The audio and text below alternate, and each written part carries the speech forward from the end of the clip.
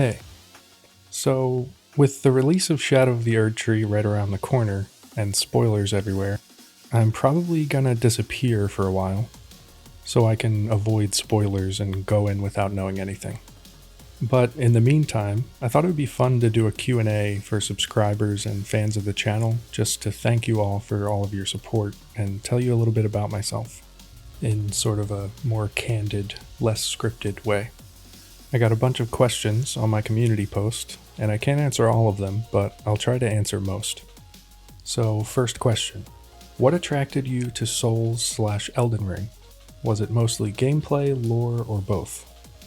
So, full disclosure, I'm actually pretty new to Souls games.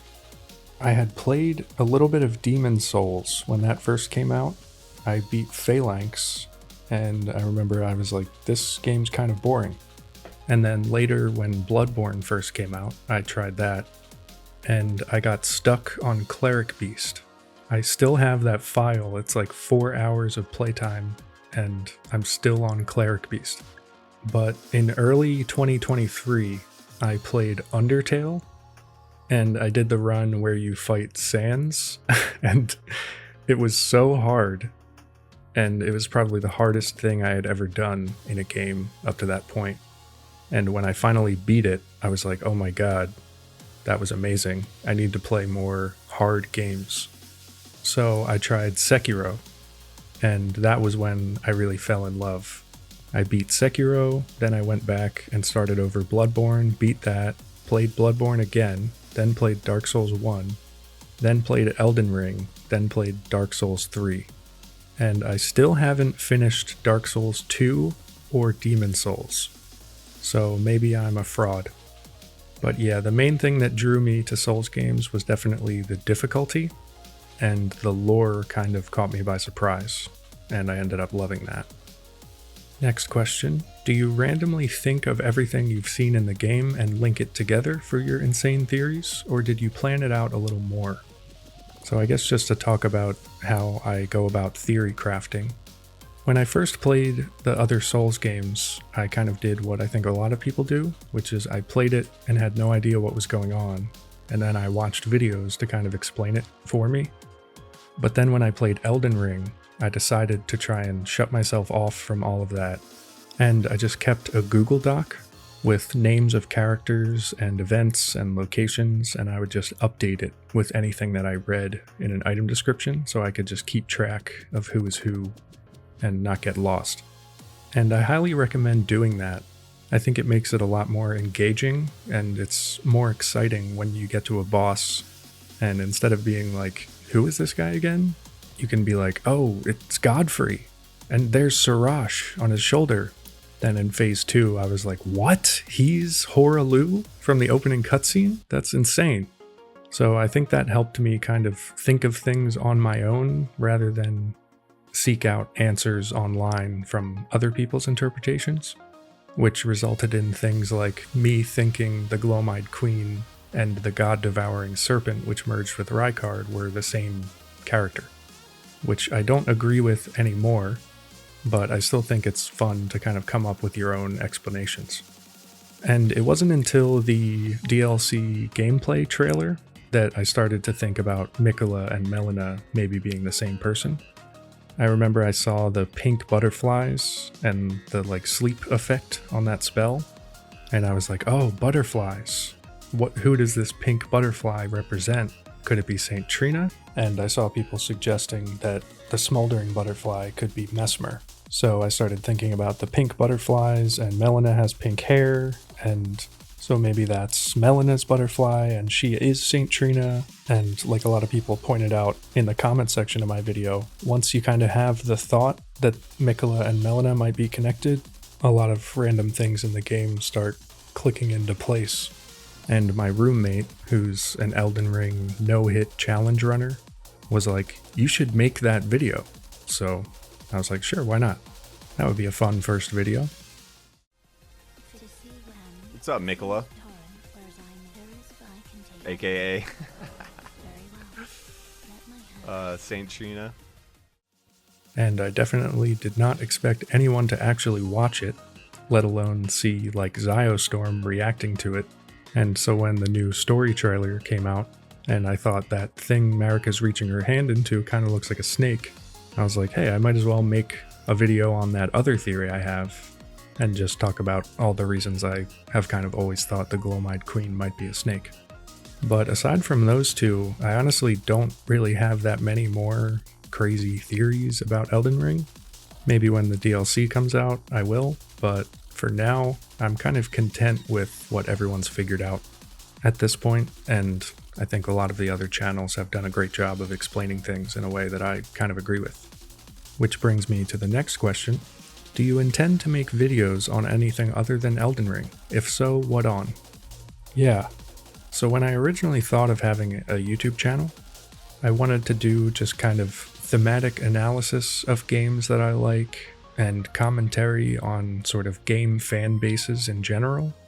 Like, I really like Max Derritt and Daryl Talks Games, how they kind of take a psychological and philosophical approach to analyzing games and stuff like that. So I'll probably do some stuff like that in the future. I was actually planning on making a video talking about Sonic Adventure 2 and why it's one of my favorite games of all time, even though it's so obviously flawed. Just kind of talking about what it was like to play it at the time and basically why it still goes so hard today. But a few days ago, Donkey randomly dropped this video, and so I have a feeling he's going to beat me to that one. But who knows, maybe I'll make it one day anyway. So next question. What's the lore reveal you're most looking forward to, and why is it Melina is Miquella? Yeah, I'm definitely very excited to find out if Melina and Miquella are actually connected in some way. And even if I'm wrong about that, I'm just really interested in what Miquella is doing and whether he is somehow sinister or what. But I'm really interested in learning about Marika's past and where did she come from, what was she like before what we know, and what characters are going to be introduced that we have not even heard of. Next question. What build are you going into the DLC with? And what's your favorite build? So I have 4 builds that are DLC ready at this point. I have a Strength Faith build with the Guts sword. I have a Blood Flame build with Eleonora's Pole Blade and Mohg incantations. I have my Sephiroth cosplay build, which I use in my videos. That's just a magic-infused Naga Kiba and any spell that involves space or meteors to keep in line with the Sephiroth theme. And my newest character is like a holy Black Knife assassin, dual-wielding the Black Knife and the Blade of Calling. I'm not crazy about the dual-wielding daggers moveset, so hopefully there's some new DLC weapons that will make that build a lot more fun. And for which one's my favorite? Honestly, the Sephiroth build is really fun. The Naga Kiba moveset and weapon art are just so satisfying, and Rock Sling is just so good and so cool. So I think I'd go with that one. Next question. Do you have an Elden Ring group people can join? If so, what's the password? I didn't have one, but that's a good idea, so now I do. The password is Tim Diggity with no I's in Diggity, so it's TIMDGGTY on PS5 and PC. And if you don't know how to add a group password, because I didn't, you go to the start menu, go to multiplayer, hit triangle or Y, and just type in the password under one of the group things. TIMDGGTY. So that would be cool. As I play the DLC, I'll be able to see all of your, blood stains and messages and stuff, and you'll see mine. Next question. What is your Souls games tier list? I think I'd go Dark Souls 3 top tier, Elden Ring, Sekiro, and Dark Souls 1 tied for second tier, Bloodborne below that, and Dark Souls 2 and Demon Souls in a tier below that for haven't finished. What do you think of FromSoft's other games, Armored Core, Duracine, Kingsfield, etc.? So I've played Armored Core 1, Armored Core for Answer, and Armored Core 6. I haven't played Duracinae or Kingsfield, but I really like Armored Core from what I've played. One kind of random FromSoft game I did play when I was younger is Otogi Myth of Demons. I may have just played a demo of it, I can't remember, but it was really cool. If they made another one of those, I would be hype. Next question. What's your favorite FromSoft boss? I think I'd have to go Nameless King. That boss is just so cool and fun. Every time I beat him, I'm like sad that I don't get to fight him anymore. And when I first played Dark Souls 1, I specifically remember finding the item that mentions the firstborn son of Gwyn, and I was like, who could that be? So when I played Dark Souls 3 and fought him, I was like, oh, that's awesome. And other than the Nameless King, some of my favorites are Martyr Ligarius from Bloodborne, and of course Ornstein and Smo in Dark Souls 1. That one's just amazing. I also love Inner Genichiro from Sekiro. I got obsessed with fighting that boss over and over again, and I even started trying to do it blindfolded, just fighting it based on the audio cues alone. I never actually beat it blindfolded, but come on, it's hard. You can't fucking see anything. Alright, next question. What are Tim Diggity's preferred genres of music? So lately I listen to a lot of electronic music, like drum and bass, jungle, house, industrial. I'll throw some album covers on screen.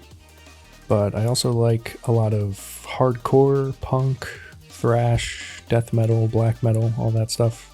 And fun fact, I was actually the vocalist of a hardcore band once upon a time. I'll play a little snippet here.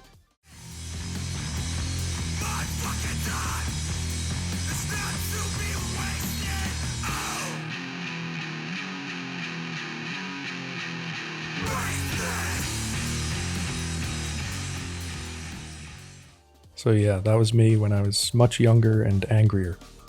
Next question. Are the Albinarics the key to everything? The Albinarics are definitely interesting, and it would be cool if we learned more about them in the DLC. But I think if anything is the key to everything in Elden Ring, it's more specifically identity, and the nature of people having multiple identities or split souls and everything like that. Crunchy has a great new video / Godefroy propaganda piece that explores this sort of fractured identity in Elden Ring and just how confusing it is and how it's kind of the key to understanding what's going on. And I definitely agree with that. If I had to pick one item description that really sums up Elden Ring to me, it's the Mending Rune of Perfect Order, which says, the current imperfection of the Golden Order, or instability of ideology, can be blamed upon the fickleness of the gods no better than men. That is the fly in the ointment. I think if Elden Ring was a book, those two sentences could easily be the blurb on the back. The fickleness and dual nature of both gods and men is the fly in the ointment, or the central problem of the game. Next question. Which video did you enjoy making the most? They were all fun for different reasons, but I had a lot of fun making the trailer analysis because I specifically challenged myself to finish making the video the same day that the trailer released. So they surprise dropped the trailer, and I watched it, then watched it like 5 more times, immediately wrote the script for my video and recorded it, and just edited it nonstop until it was done. I got a lot of my predictions wrong because they released more pictures and stuff in the following days, but it was still a fun challenge. Next question. Username origin story? Also, can you roll around like the Godskin Noble? So for the username, obviously my first name is Tim, and one time a while ago, I was walking around with my friends, and my friend's brother was walking towards us, and when he passed us, he dapped me up, gave me a handshake, and said, "Tim Diggity!" And for whatever reason, it just instantly stuck. My friends started calling me it, and I just started using it as my username for things. It's usually taken by the time I make a username, so I usually have to make some variation of it, but when I created my YouTube channel, I was thinking of naming it something else because I thought Tim Diggity would be taken, but it turned out it wasn't. So I was like, well, I might as well just go for that. And I've never tried rolling around like a Godskin Noble, but I'd like to avoid my neighbors filing any further noise complaints. So I'll have to get back to you on that. Next question, what's your favorite book, game, and movie? I don't read as much as I'd like to, but the last book I read that I really liked was All Quiet on the Western Front a few years ago. I also really like The Unbearable Lightness of Being. And Watchmen, does that count? And my favorite games, I'm a huge fan of the Metal Gear Solid franchise, the Half-Life series. I'm an old school Half-Life head, and I really just love JRPGs in general. Some games I played more recently that became new favorites were Shadow of the Colossus, Inside, The Outer Wilds, and Xenogears. And for movies, I'm a huge horror movie fan. That's sort of my main thing.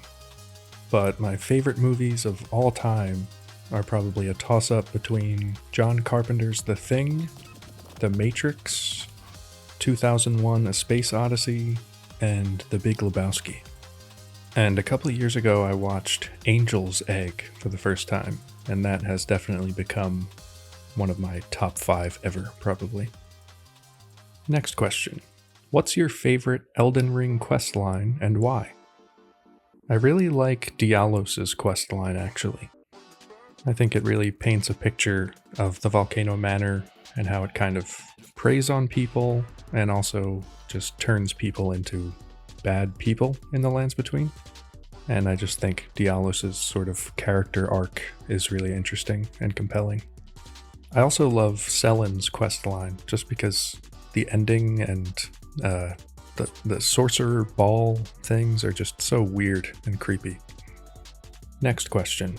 What are some of your fave anime? My top tier are probably Neon Genesis Evangelion, Fully Cully, Death Note, and Ping Pong the Animation.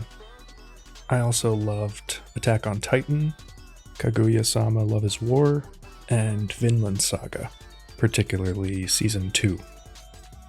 Next question. What's your favorite dinosaur? Growing up, I was always a Spinosaurus enjoyer. But what you don't realize is you just got me started, because dinosaurs are a topic that I frequently talk about for a very long time and I get on tangents, but I'll keep it short. Does it drive anybody else crazy that we'll never really know what they looked like? Like, you can't tell what something looks like just from its bones. If you look at like a chicken skeleton versus a peacock skeleton, they look somewhat similar, but you could just never really know that one of them has this huge plume of feathers and yeah, so don't get me started on dinosaurs. Alright, a few more questions. What does Miyazaki look like when he is stalking you? Is it true that a swamp naturally spawns around him if he stands still for too long? It's hard to say because I really only just hear him. I think he may be hiding in the walls or under the floorboards, or maybe he's wearing some kind of mimic veil. Yeah, I always check all the items in my room when I get home, just in case. Next question. Would you rather get roasted for an hour straight by White Mask Varre, or spend 5 minutes in a bedroom with Mohg? I think I'd go Mohg, because Varre calling me his little lambkin would probably drive me crazy. And I don't think I'm Mohg's type. And one more question. Any other lore iceberg universes you can recommend? Yeah, so before Elden Ring and Souls, I used to get obsessed reading the Half-Life wiki and the Metal Gear wiki.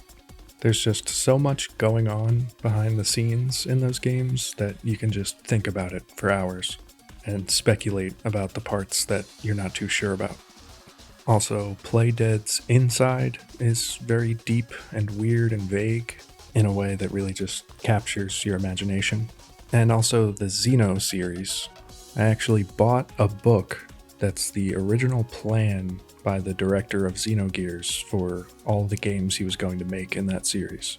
And it's just insane. It's like a book of just someone's ramblings. I mean, it's awesome, but there's just so much religious and philosophical inspiration in that game.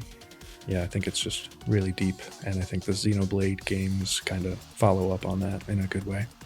Oh, also Death Stranding. Death Stranding's lore is just crazy. I mean, if you like game worlds that have like real world mythological and historical references and stuff, I think Death Stranding is really amazing for that. And I'm definitely going to make Death Stranding 2 videos when that comes out.